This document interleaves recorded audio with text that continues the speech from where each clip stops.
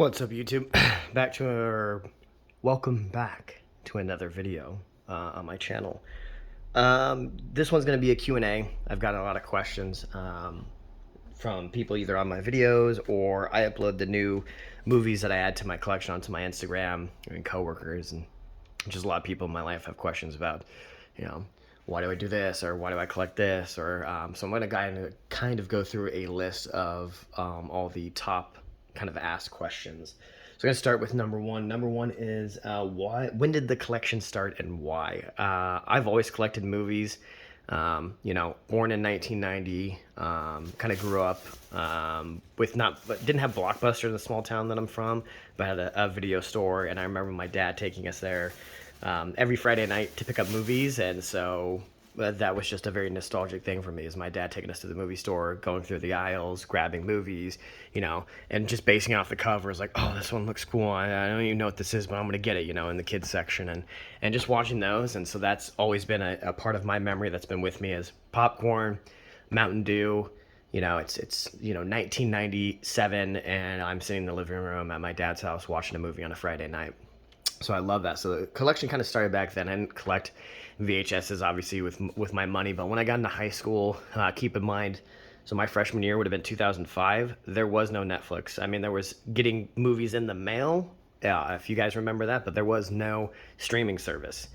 So I used to go to Walmart, buy movies, take them out of their cases here, and I used to have them in a giant CD case. And that was the thing in high school, was girl would come over, pull out the CD case, and flip through that and ask, what movie you'd want to watch. So kind of was collecting then. But for this collection here, I had maybe this full top shelf here, maybe worth of movies, on a smaller shelf that I had just on the other side of my apartment, and kind of was like, oh, I always wanted to get into it, but it's like, no, and never ended up doing it. And then January of this year, maybe because of COVID, going a whole nother year, I kind of just snapped. And on Christmas, I got some movies and just thought, you know what, I'm going to start building this collection. And it's grown from January now. So from so on that top shelf, say that holds, 30 movies, say 10 per shelf, to I'm pushing 560, I want to say, is the last time I counted. This shelf's supposed to hold 760, but keep in mind, it's going to hold more than that, because I have some box sets like, The Dark Knight, even though this is taking up quite a bit of room. This is 3, but for example, Die Hard, 4-film collection, just in this section 4 would have been this thick, 4 fitting into that. Or where is it at here? Saw, the 7-film collection. This is in here really tight, but that's got 7 Blu-rays obviously in it, and just that one small case. So this, realistically, when it all is said and done, I'm guessing that I'm gonna probably have close to 800. I put my Indiana Jones 4K steelbooks up there just to make some more room. I think I'm gonna end up pulling my box sets out and setting this on the top shelf. So I'm gonna pull this, maybe this, and this. The Lord of the Rings one will definitely go on top. But anyways, that's when it started, and this is where it is now, as of October. With Christmas coming up, Black Friday, I'm hoping that this will be done within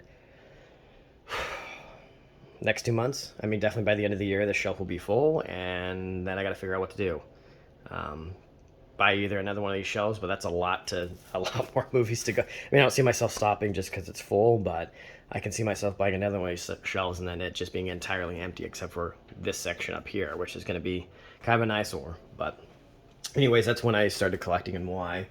How many movies? I answered that, about 560. When to bump to 4K? This is all just personal preference. I try and bump to 4K if it's either a really good movie, something that I found really enjoyable, or a classic. For example, let me see if I can find it real quick. Here we go. This is not 4K, but if you know what Criterion is, they take a classic film, which The Silence of the Lambs is definitely a classic film, and they put it in its highest quality possible. So it's like having a 4K.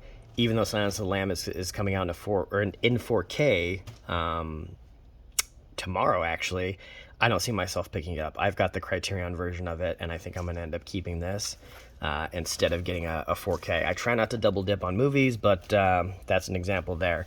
Another one is this is not in 4K, this is a Blu-ray, but The Breakfast Club, if that ends up coming out in 4K Steelbook, I will buy that. This is a classic movie which I want in my collection, which kind of answers the question of, what movies do I decide to, put in my collection and keep and purchase. Obviously classics, like Dazed and Confused. I mean, that's a good example. Dirty Dancing, obviously, it's a great film, and I want that its highest quality possible. So I got the 4K Steelbook on that. God, what's another one? I'm plenty. Gone Girl Wednesday is a classic. But here, I mean, right next to it, the Halloween films. These came out in 4K. I am missing 3. It got delayed by Best Buy, so I'm waiting for it to actually ship. But these are classic slasher films that I want in my collection. Something where if people come over like, oh my God, this is an absolute must purchase to have in your collection. Say with like Harry Potter, even though again not really a classic like these, but still something you should have in your collection. Yeah, I have the standard Blu-ray of those. I need to bump up.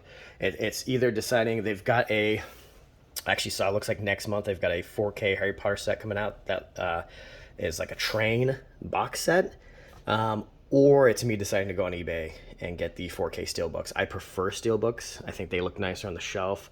A lot of these have started to, I mean, I can't find one particularly. When it was a smaller collection, I could, but some of these, like, from sitting in the sun, started to, like, the covers here started to get all wrinkly. So that's kind of also why I moved on this side of the apartment, where that wouldn't happen with your standard steelbook. I mean, it may fade if it's sitting in the light, but it's not going to get all banged up as easily as these, especially when moving and stuff like that. So I prefer steelbooks over standard Blu-rays, but obviously I would take a Blu-ray over anything. But then I pick movies that look interesting to me, like for example Nobody. I ended up purchasing this. It was a great movie. I know plastic's still on it, but I watched it. God, it was a streaming service. I can't remember where I watched it, but I definitely saw that. It was a great movie. Sometimes you just kind of roll the dice and either pick movies that look good to you, or a trailer looked great, or I go off of, if it won an Oscar, like Green Book. That's a great movie. I ended up watching this. Definitely needed to be in the collection. I thoroughly enjoyed that movie. I pick Rotten Tomatoes. I don't really go off their advice all the time, but I think this movie got terrible reviews. But I saw the trailer, I was like, it looked good. It was at Best Buy. I was like, I'll add it. If I don't like it, it is what it is. If someone comes over and like, hey, this looks good to me, you want to watch it? Sure. There are some movies in here that suck, but that's just like anything. So yeah, that's what movies I decide to bump up to 4K, like Gladiator. I'd love to get the 4K steelbook of this. That I would love in its highest quality possible. Where to buy? I buy most of my movies from Best Buy. Just because I'm trying to keep that still a thing. If you follow anyone on YouTube, a lot of them will go out steelbook and 4K shopping at Best Buy, even though the collection or their physical media section has really shrunk. I will also do Amazon, and I will do eBay, a lot of eBay. Like, for example, it was down here. Silent House, I just got this on eBay. And it's not new, not in its plastic. But I bought it used. What was another one that I just got? Oh yeah, we're going up here. It Follows. I just got this in the mail literally yesterday from eBay. So yeah, that's another great place to get them. I don't care if they're used or new. And I'll answer that question here soon about why I keep the plastic on my films. But that's where I end up buying a lot of my movies. Also, a tip if you are looking to start your collection, Facebook Marketplace is great. This collection really grew because I bought, I say it was 110 Blu-rays off of a guy here in Washington, and he wanted like $120 or something for them. And there were some steel books in it, like The Hunger Games. This is actually all movies that I got from him. That was in just a box that he was trying to get rid of. And he had a steelbook in there. So yeah, those are all places to look. Some people go to pawn shops and stuff like that, but get creative, go to yard sales, stuff like that, and your collection can grow pretty quickly. Why plastic? Why do I keep the plastic on my movies? I've answered this in a few. I keep the plastic on them. I'm not one of those persons. As soon as I buy a movie, so here's the thing. I used to do that.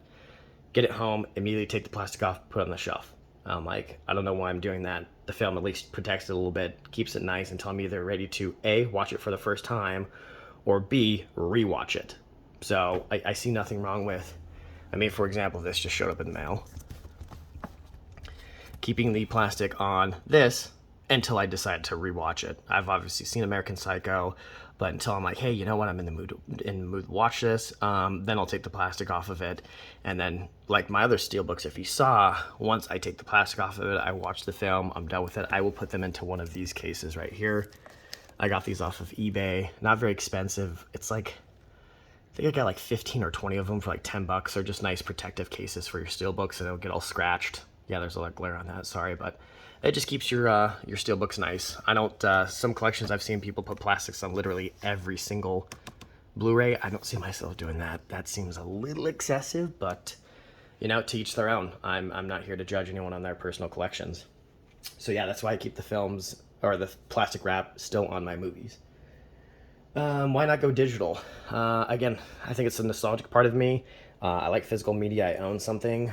You know, one day, I'm not saying it hasn't happened or it could, but you know, there could be a rights dispute with you know, iTunes or something like that, and they decide to pull the movie for some legal reason, and then you no longer have that copy. I'm sure a giant company like Apple or iTunes would give you a credit, but it has happened. I remember, again, in high school, got an iPod video, so it had been 2005, 2006. I bought a lot of South Park episodes, and now when I log into my iTunes, which is the exact same one, I don't see those on there anymore. They're not under the purchased, they're not under recently owned or anything like that. I cannot find them, and I do not want to call Apple and go through the nightmare of saying, hey, you know, that's 15 years ago, 15, 16 years ago, I bought some South Park episodes, and they're not on my iTunes anymore, and then go through that hassle. So I prefer to do that also with digital. You know, internet goes out. It happens in my apartment from time to time, and when that happens, then I can't watch anything. And if I own physical media, I can just go to, as long as the power's not out, I can pop it into my PlayStation and watch it there, so I have some type of entertainment. So that's why I keep physical media. I also like to be able to do this. You know, a friend doesn't have something, and I go, hey, here you go. You can borrow this. Enjoy it. You don't have HBO Max? Why don't you just borrow this physical copy of mine? So, something I enjoy.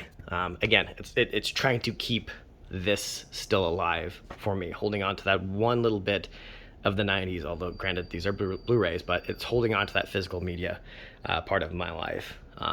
Yeah, and so it's just like collecting baseball cards or anything like that. I mean, granted they're digital baseball cards, and nor would they be worth as much, but you know what I mean. This isn't a money thing for me. This is more of a hobby thing. So yeah. Do I double dip? If you don't know what double dipping is, do I buy two of the exact same movie? I try not to. It's happened. This box up here is full of movies that I either bought a 4K version of or I got a steelbook version of. I have It Chapter 1.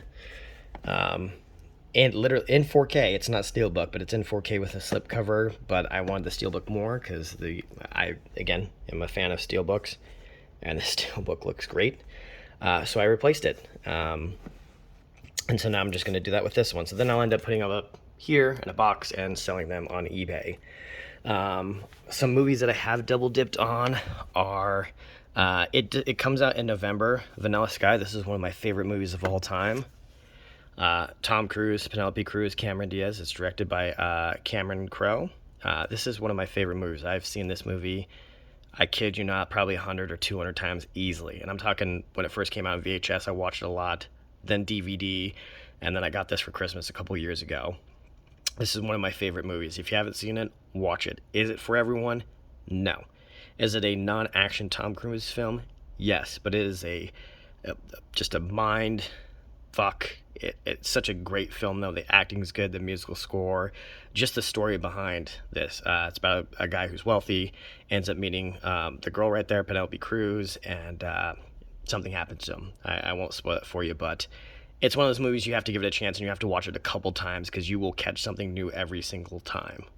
So watch it 2, 3, 4 times before you make a judgment. A lot of people watch it the first time like, oh, it was confusing, it was all over the place, and I don't like it. That's because this is not a one-watch film. You're going to have to watch it a few times. So yeah, that one I'm going to get the remastered version. I didn't notice, but it's actually coming out next month. I am going to buy that and keep both copies because that is something that I thoroughly enjoy. Another one is Shaun of the Dead here. Yeah, I've got the steelbook now. I don't know why I'm holding on to this technically. I guess I could get rid of this and just keep the standard Shaun of the Dead steelbook. I would prefer the Mondo one. If you haven't seen it, you should look it up, but it's pretty expensive on eBay. And then I'll try and figure out what to do with either one of these. But I'm probably going to end up pulling this, putting it in the box, and trying to get money for it because I'd rather just a standard steelbook, and both of them are in plastic. And there isn't a 4K of it. So yeah, that's the only time I see myself double dipping. I am not one of those YouTube collecting people who needs every steelbook of a certain film. Like when Dirty Dancing came out, there was a Target one and a Best Buy one. I like the Best Buy one more. I bought one. To me, I think it's a waste of money to buy multiple of the exact same film, just in different steelbooks. But, you know, that's part of collecting, and I'm not going to judge anyone for it. Me, personally, I'd rather save that money and get another steelbook than two of the exact same film, just because one looks different. Maybe if these were on display a little bit better, like on the shelf like this, I could see that next to each other, but obviously the wall space you would need for that would be ridiculous just to appreciate it. But two titles next to each other, no one's going to come up and say, hey, that's a nice looking steelbook, unless they go up and physically pull it out. So yeah, I try not to double dip. Again, the only time I do is I jump up from Blu-ray to 4K, or I get a steelbook version of the movie. Last one is, how much money do I spend? It's a good personal question, but a good one, especially if you're going into collecting. I have spent as much as $400 in a month, and I've spent as little as nothing in a month, because I just either took a break or nothing seemed interesting to come out. It really is just on the collector. I try and, again, buy off of eBay. Best Buy is definitely rough because they come out new. Like, we've got Old coming out in 4K, the M. Night Shyamalan movie, for $35. I'm going to get that. And then when I say I don't double dip, I'm about to do it right now, though. We've got Scream coming out, the very first one, in a 4K steelbook. Even though I have the 3-film collection and then Scream 4, I will have the steelbook of Scream 1. Obviously not get rid of this because it's got 2 and 3 in it, but yeah, I'll end up getting that as well. So again, it varies. It can get expensive, especially if you're constantly buying new, but I try and find good deals anywhere. I just bought The Last Samurai, another Tom Cruise film, for $10 off of eBay in a steelbook, and I don't have it in my collection. It's one of my favorite movies. So I'll do stuff like that. But again, it really varies. There's some months I spend 100, 200. There's some months where I spend 200 or 300. Thankfully, I have a good job and no debt, cars paid off, no student loans. So this allows me to kind of build this up. But there's definitely times I think, hey, you're spending a little bit too much, and kind of gotta pump the brakes. I could save that money, and literally after a couple months you go to vacation, you know, go to Cancun or go to the Bahamas with that kind of money. But you know, this is kind of just a hobby and a passion of mine. So those are my frequently asked questions from people. If you have any more questions about my collection, my channel, anything like that, I think I'm going to start coming out with more movies frequently, start reviewing them, giving my thoughts instead of just always my shelf. I think that's what I'm going to end up doing. So again, appreciate people who have subscribed to my channel. It's really jumped up. I'm at like 175, I want to say now. So anyone that's watching, I appreciate it. Thanks for the thumbs up in the comments. If you got any questions, please leave them below. All right, thanks.